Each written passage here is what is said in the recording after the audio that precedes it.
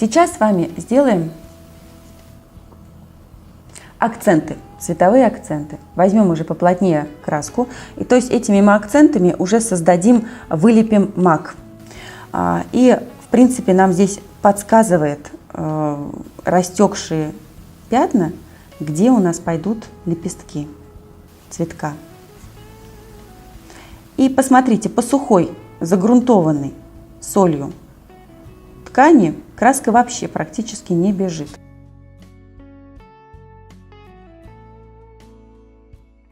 Наоборот, придает какую-то свою интересную историю. Можем рисовать сверху, чтобы и как раз краска немножко просвечивает другие слои нижние, создает тоже очень интересное ощущение. В батике что интересно, в росписи по ткани, что интересно, что у нее все краски полупрозрачные, и вы, рисуя одной краской, но уже по разным слоям красочным, да, приобретаете еще какой-то свой цвет. То есть сейчас мы делаем наши расплывчатые цветы больше такими понятными. Сделаем сердцевинку. И где заходит стебелек, там тоже темный у мака. И в принципе мы можем с вами нарисовать стебелек. Помните, у мака он такой немножечко с волосиками, да? Сделаем такую приятную волосатость. Пушистики такие сделаем. Так, чуть-чуть пустим. И вот, собственно, один мак у нас практически готов. Также делаем остальные.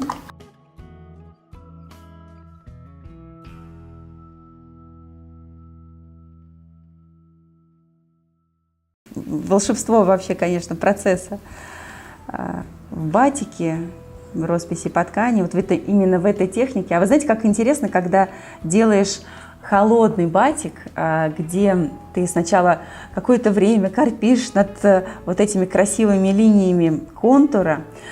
Вот, и самый интересный процесс, что-то здесь хочется сделать такую веточку, лепесточек.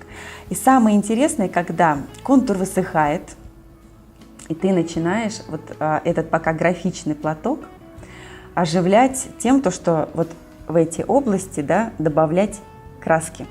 И получается такая декоративная мозаика по шелку. Это тоже волшебство.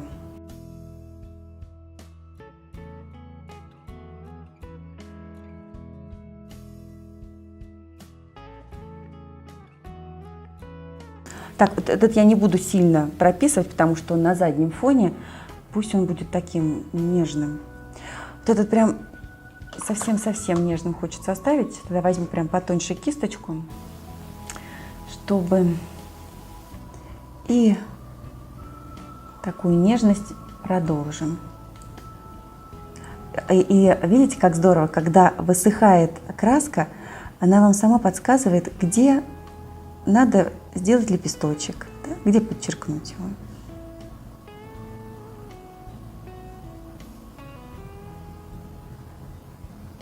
его. Угу.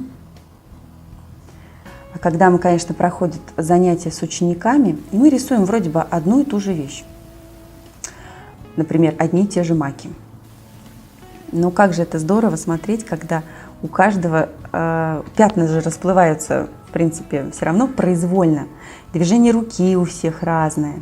И получаются совершенно разные маки. Вот в графичных работах, да, когда мы делаем графику, в принципе, все такое, похожее. А вот в батике всегда очень интересно, разно и авторское. Тема авторства и авторских вещей – это, конечно, такая моя любимая тема. Очень много я на курсах даю именно художественных навыков, чтобы люди могли сами создавать свои изделия.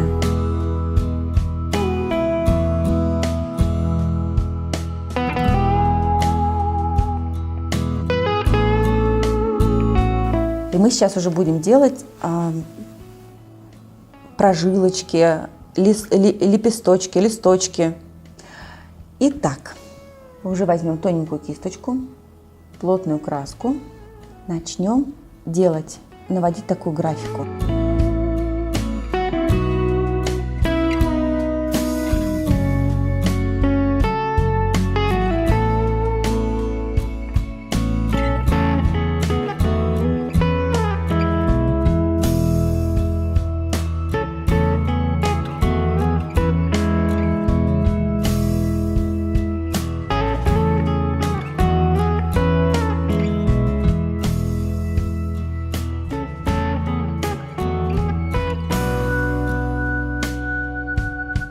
Возьмем яркую синюю и сделаем уже такую графичную середину с маковыми зернышками, да? Угу. Опять подсушим кисточку и начнем работать с другим маком. Не обязательно каждый мак плотно и так тщательно, графично прописывать. Здесь тоже все-таки тема, когда остановиться. Настолько индивидуально, потому что кому-то нужно вот прям каждый мак прописать, прям как в ботанической живописи, да, каждую прожилочку, чтобы все было видно. А кому-то наоборот, нравится, чтобы они были такие очень акварельные и нежные, воздушные. Поэтому здесь слушайте себя.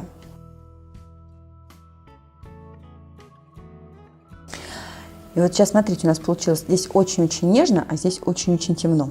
Но нам, это же одна картина, и нам надо, чтобы это было вместе красиво смотрелось. Поэтому здесь я зелени буду добавлять поменьше, а здесь я как раз усилю тему зелени и таких, помните, маковых коробочек. И тогда мы практически выровняем эти две стороны. Итак, маковые коробочки. Определим, где будет свет. И, соответственно, там, где светло, поменьше будем нажимать. А там, где темно, ставим такую большую тень. И добавляем пушистость. Сейчас по сухой ткани рисовать, конечно, одно удовольствие, потому что ничего не течет. Рисуешь как по бумаге.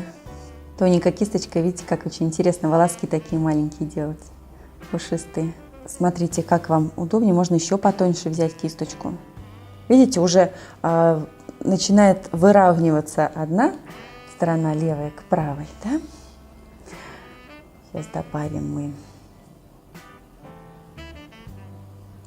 тени.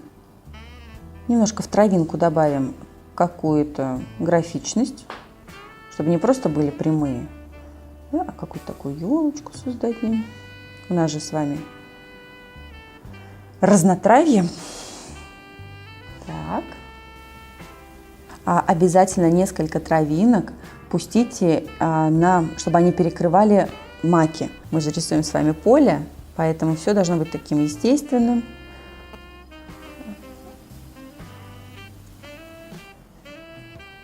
Так, ну мне кажется, сейчас вот здесь вот с этой группкой разобраться, одинаковых, здесь тень добавить. И в принципе наша красивая картина или панно будет готово. Ну, я взяла здесь квадрат, поэтому я могу из этого сделать подушку. Могу сделать принт на сумке. Сейчас очень популярны такие сумки-авоськи, да? Поэтому тоже, когда будете выбирать формат и как вам делать, вы сразу думайте, куда это вы можете применить. Угу. Так. Очень удобно, знаете, когда вот вы уже подходите к концу, прищуриться. Прищуриться, и тогда у вас немножечко все это объединится, ваша работа, и вы посмотрите, где вам еще сделать какие-то акценты. Добавить цвета или тени.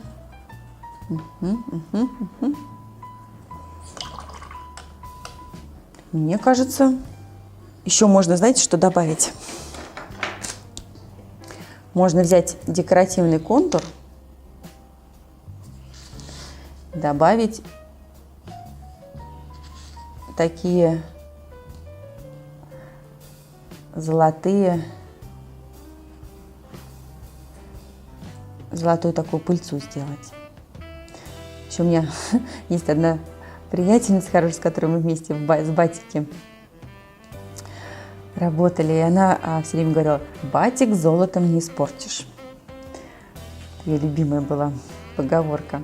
Очень красиво в батике смотрится на ткани вот такие вот, как бы пыльца такая разлетелась. Как, знаете, вот тоже иногда стразиками украшаете одежду, они так поблескивают еле-еле, но создают такое ощущение игры.